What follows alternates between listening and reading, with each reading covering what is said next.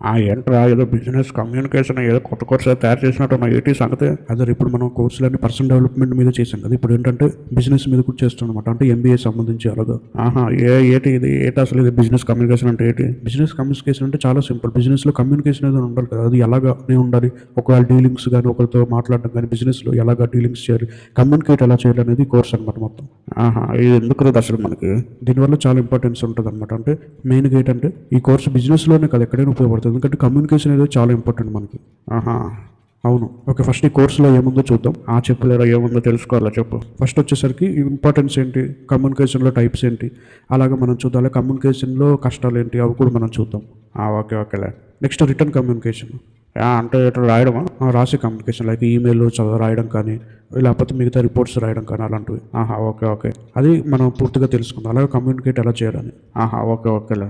దాని తర్వాత verbal communication. అరే ఇట్లా ఇంగ్లీష్లో తెలుగులో చెప్పరాను ఆపరా. ఒక చూడు, వెర్బల్ అంటే ఏం లేదు, మాట్లాడే కమ్యూనికేషన్ అనమాట. ఓకేనా?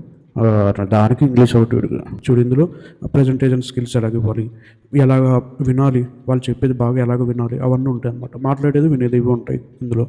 ఓకేలే. నెక్స్ట్కి వెళ్ళిపోను. నెక్స్ట్ నాన్ వెర్బల్ కమ్యూనికేషన్ అంటే ఏంటి అంటే ఇది జస్ట్ ఓన్లీ మాట్లాడడం కాకుండా only body language, voice tone, eye contact, నించునే విధానం అవన్నీ చూసి కమ్యూనికేట్ చేయడం అవన్నీతో. ఓకేలేరా. ఓకే, నాకు అర్థమవుతుంది. ఓకేలే. నువ్వు నెక్స్ట్కి వెళ్ళిపో. నెక్స్ట్ ఏంటంటే క్రాస్ కల్చరల్ కమ్యూనికేషన్ అంటే ఏంటది? క్రాస్ అంటే ఏటో నువ్వు ఇంగ్లీష్ తెలుగులో చెప్పడం, నువ్వు ఇంగ్లీష్లో చెప్పడం. ఏంటి క్రాస్ కల్చరల్ అంటే ఒక ఎగ్జాంపుల్ తీసుకోవాలి. నువ్వు ఒక బిజినెస్ మ్యాన్ అయిపోయావు అనమాట. అయిపోతే నువ్వు ఏం చేస్తావు అంటే వేరే కంట్రీకి వెళ్ళి ఆ కంట్రీలో కూడా నువ్వు బిజినెస్ పెట్టాలనుకున్నావు. ఇప్పుడు ఏంటంటే ఆ కంట్రీ వాళ్ళతో మాట్లాడాలంటే వాళ్ళ కల్చర్ వేరు ఉంటుంది, లాంగ్వేజ్ వేరు ఉంటుంది. అలాగనమాట క్రాస్ కల్చర్ కమ్యూనికేషన్ అంటే వేరే వాళ్ళతో, వేరే కల్చరల్ పీపుల్తో ఎలా కమ్యూనికేట్ చేయాలి, ఛాలెంజెస్ ఏమేమి ఉంటాయి, స్ట్రాటజీస్ ఏంటి అవన్నీ కూడా తెలుసుకుంటాం. ఓకేలేరా. ఫోన్లేరా బాబు, మంచి విషయం. అంతే అనమాట ఈ కోర్సు. ఇందులో ప్రాక్టికల్ అసైన్మెంట్స్ 8 ఉంటాయి, అలాగే 2 లైఫ్ ఎగ్జాంపుల్స్ ఉంటాయి. లాస్ట్ కోర్స్ లాగా సేమ్. ఓకేలే, అర్థమైందిరా. అది కాదు కానీ ఏంటి నాకు ఇంపార్టెన్స్ ఓన్లీ ఇంపార్టెన్స్ చెప్పు. 2 ముక్కల్లో ఏంటి అసలు ఈ కోర్స్ నేర్చుకుంటే ఏంటి ఇంపార్టెన్స్ అని చెప్పు.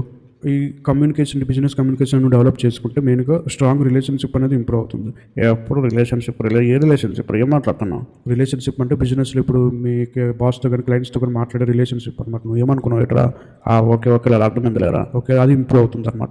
నెక్స్ట్ ఏంటంటే టీమ్తో కొలాబరేట్ అయ్యేది ఇంప్రూవ్ అవుతుంది. అలాగే నీ ప్రొడక్టివిటీ పెరుగుతుంది, నీ డిసిషన్ మేకింగ్ స్కిల్స్ పెరుగుతాయి. అలాగే ఎంప్లాయీస్తో ఎలాగ ఎంగేజ్మెంట్ ఎలాగ మాట్లాడాలో అది పెరుగుతుంది. అలాగే నీ ఇమేజ్ కూడా పెరుగుతుంది అనమాట. కమ్యూనికేషన్ బాగుంటే నీకు ఇమేజ్ కూడా బాగా వస్తుంది.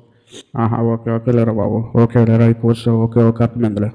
అవునరా, మన కోర్సు ఎలా స్ట్రక్చర్ అవుతుందో చెప్పరా కొంచెం, మర్చిపోయాను. అది ఏం లేదురా, మనం ఫస్ట్ వీడియోలో just introduction of the course తెలుసుకుంటాం, ఇంపార్టెన్స్ తెలుసుకుంటాం, దాని గురించి జస్ట్ ఇంట్రడక్షన్ తెలుసుకుంటాం. ఓకే, ఈ వీడియో లాగా. ఓకే, నెక్స్ట్ ఏంటంటే దాని గురించి మొత్తం పూర్తిగా పార్ట్ 1 అనేది సెకండ్ వీడియోలో ఉంటుంది, పార్ట్ 2 అనేది థర్డ్ వీడియోలో ఉంటుంది. అంతే. ఏం అర్థం కాలేదురా నాకు. అదే ఈ కోర్సు మెయిన్ సిలబస్ అంతా పార్ట్ 2, పార్ట్ 3 కోర్సులోనే ఉంటుంది. అంటే పార్ట్ 2 ఎపిసోడ్, పార్ట్ 3 ఎపిసోడ్లోనే ఉంటుంది. మరి 5 ఎందుకు రా ఎపిసోడ్? మరి 4th ఎపిసోడ్లో ప్రాక్టికల్ అసైన్మెంట్స్ ఉంటాయి, అది చాలా ఇంపార్టెంట్ అనమాట. అసైన్మెంట్స్ చేస్తే కానీ మనకి కోర్సు విలువ అంటే ఏమంటున్నారా, అది బిజినెస్ కమ్యూనికేషన్ కోర్స్ ఉంది కదా, బిజినెస్ కమ్యూనికేషన్ అనేది రాదనమాట, అసైన్మెంట్ చేస్తేనే వస్తుంది మనకి, కాబట్టి అది కూడా ఇంపార్టెంట్ అంట. ఓకేలే. మరి 5th పార్ట్లో లైఫ్ ఎగ్జాంపుల్స్, లాస్ట్ కోర్స్ లాగా అంతే లైఫ్ ఎగ్జాంపుల్స్ ఉంటాయి అనమాట.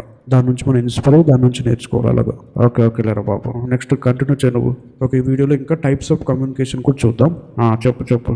ఇంకా నీకు ఇందాక చెప్పాను కదా, వెర్బల్ కమ్యూనికేషన్ మాట్లాడడం, non verbal communication body language, face ఎక్స్ప్రెషన్లు, ఐ చూడడం, కళ్ళు చూడడం, వాయిస్ టోన్ చూడడం. నెక్స్ట్ రిటర్న్ కమ్యూనికేషన్ తెలుసు కదా, అదేలా రాసే కమ్యూనికేషన్, ఈమెయిల్లో రిపోర్ట్లు చదివి రాయడం, దాంతో కమ్యూనికేట్ చేయడం. ఓకేలే. నెక్స్ట్ విజువల్ కమ్యూనికేషన్ అంటే ఎట్లా? విజువల్ అనమాట, అంటే ఒక చార్ట్ కానీ ఒక గ్రాఫ్ కానీ ప్రజెంటేషన్ చేసేటప్పుడు డయాగ్రామ్స్తో కానీ అలా కమ్యూనికేట్ చేయడం అనమాట. ఓకేలే. Next formal communication. ఇదేట్రా ఫార్మలా? ఏదో ఫార్మల్ షర్ట్లు వేసుకున్నట్టు ఏటో నువ్వు ఇంగ్లీష్ గడువు అలాగా. ఫార్మల్ కమ్యూనికేషన్ అంటే లైక్ రిపోర్ట్స్ కానీ, కాంట్రాక్ట్స్ కానీ, పాలసీస్ కానీ ఉంటాయి కదా, అదే లేవో పేపర్లు ఉంటాయి, మాన్యువల్స్ ఏవో. అర్థమైంది. దాని ఫార్మల్ కమ్యూనికేషన్ అనమాట. ఇన్ఫార్మల్ కమ్యూనికేషన్ అంటే ఏంటంటే ఏంటిది అంటే అప్పటికప్పుడు మీటింగ్స్ అనమాట, అప్పటికప్పుడు త్వరగా అర్జెంట్ మీటింగ్స్, అర్జెంట్ డిస్కషన్స్ అలాంటివి అనమాట. ఓకేలే. Next internal communications. ఇంటర్నల్ ఏంటది? ఇంటర్నల్ ఎందుకు వచ్చింది ఇక్కడ? ఇంటర్నల్ అంటే ఎట్లేదు, ఎంప్లాయ్ టు ఎంప్లాయ్ అనమాట. అంటే ఇప్పుడు ఒక కంపెనీలో బయట ప్రజలు తెలియకుండా వాళ్ళు కమ్యూనికేట్ చేసుకునేది ఇంటర్నల్ అనమాట. ఓకేలే. ఎక్స్టర్నల్ కమ్యూనికేషన్ అంటే తెలుసు కదా, ఇంటర్నల్ అయితే, ఎక్స్టర్నల్ అయితే బయట వాళ్ళతో కమ్యూనికేట్ చేయడం అవుతుంది, అదే కస్టమర్లతో, బయట సప్లయర్లతో, అదే అంతే. దాన్ని ఎక్స్టర్నల్ కమ్యూనికేషన్ అంటారు. ఓకేనా? ఓకే. నెక్స్ట్ కలిపిన ఇంకా. ఓకే, ఇప్పుడు మాత్రం కమ్యూనికేషన్లో కామన్ డిఫికల్టీస్ అనమాట, కామన్ కష్టాలు ఏంటి అనేవి చూద్దాం. ఆహా! ఎందుకురా అసలు? మరి తెలుసుకోవాలి కదరా! ఇప్పుడు నువ్వు ముందే కష్టాన్ని పసిగట్టావు అనుకో, దాని తర్వాత నువ్వు కంటిన్యూ చేయగలవు బాగా. ఓకే. ఓకే. నువ్వు చెప్పు స్పీడ్‌గా చెప్పు. ఈ వీడియో లెంత్ అయిపోతుంది అసలు. ఓకే. ఫస్ట్ లాంగ్వేజ్ డిఫరెన్స్ తెలిసిందే కదా! మన తెలుగే కదరా మనది. అవును. ఇప్పుడు నువ్వు బిజినెస్ చేసేటప్పుడు ఇంగ్లీష్‌లో మాట్లాడాలి కదా! అలాగే లాంగ్వేజెస్ అనేవి ప్రతి స్టేట్‌లో, ప్రతి ఊర్లో, ప్రతి దేశంలో మారుతూ ఉంటాయన్నమాట. అదొక డిఫికల్టీ మనకి. అంతేలే. అంతేలే. కరెక్టేరా. నెక్స్ట్ వచ్చేసరికి మిస్‌అండర్‌స్టాండింగ్. Cultural misunderstanding. అంటే ఏంట్రా నీకు పలకడం కూడా రాదురా నీకసలు. ఓకే. కల్చరల్ మిస్‌అండర్‌స్టాండింగ్ అంటే ఏంటంటే వేరే కల్చర్ వాళ్ళు ఒకవేళ వేరే కల్చర్ వాళ్ళతో నువ్వు మాట్లాడేటప్పుడు ఏమో అనుకోకుండా నువ్వు వేరే మాట అన్నావు అనుకో, అది వాళ్ళకి నచ్చలేదనుకో, అలాగనమాట. ఓకే. ఓకేలే అర్థమైందిలేరా. మనకు తెలియకుండే చేయగలం అంతేలే. ఇదొక డిఫికల్టీ. ఓకే. నెక్స్ట్ ఏంటంటే నాయిస్ డిస్ట్రాక్షన్స్ వస్తాయి. అది కామన్ లేరా. నెక్స్ట్ ఏంటంటే టెక్నాలజీ ఇష్యూస్ వస్తాయి. అవెందుకు వస్తాయిరా కమ్యూనికేషన్లో? ఇప్పుడు నువ్వు ప్రెజెంట్ ఇచ్చేటప్పుడు నెట్ అయిపోవడం కానీ, స్లో అవ్వడం, నెట్ స్లో అవ్వడం అలాంటివి అనమాట. సాఫ్ట్వేర్ స్లో అవ్వడం అలాంటి. ఓకే. ఓకేలా అర్థమైంది. నెక్స్ట్ ఎమోషనల్ బ్యారియర్స్ అనమాట. అదేలేరా అర్థమైందిలేరా. పర్సనల్ ఏదో ఎమోషన్స్ అర్థమైంది. ఎమోషన్స్ సంబంధించి. Next physical barriers. ఓకే. ఓకేలా అర్థమైంది. నెక్స్ట్ కలిపి నువ్వు తెలిసినవే కదా కష్టాన్ని. ఓకే గైస్, మీకు కూడా ఇవన్నీ తెలియాలంటే మన కోర్సులోనే ఒక పేజ్ ఉంటుంది, ఎఫెక్ట్ కమ్యూనికేషన్ బ్యారియర్స్ అని. ఆ పేజ్ ఓపెన్ చేస్తే అంతా వచ్చేస్తుంది. ఓకే. ఓకేలా నువ్వు ముందుకు వెళ్ళిపో ఇంకా. అంతే ఈ వీడియోకి. Thank you guys. Thank you so much. అంతేనా వీడియోకి? ఓకేరా బాయ్ రా. ఈ వీడియోకి ఇంత. ఇప్పుడు అసైన్మెంట్ చూద్దాం. ఓకే. అసైన్మెంట్ ఎక్కడ ఉంది? ఓకే అర్థమైంది గైస్. మీరు కూడా కోర్సుని జాయిన్ అవుతే కోర్సులోనే కింద ఈ వీడియో కింద అసైన్మెంట్ 1 అని ఉంటుంది. దాన్ని ఓపెన్ చేసి దాన్ని చదివి బాగా దాన్ని అర్థం చేసుకొని మీ రిఫ్లెక్షన్ని, మీ అండర్స్టాండింగ్ని, మీ ఎక్స్పీరియన్స్ని అందులో రాయండి. లేకపోతే యూట్యూబ్ వీడియోలో కామెంట్లో కూడా రాయండి. Thank you.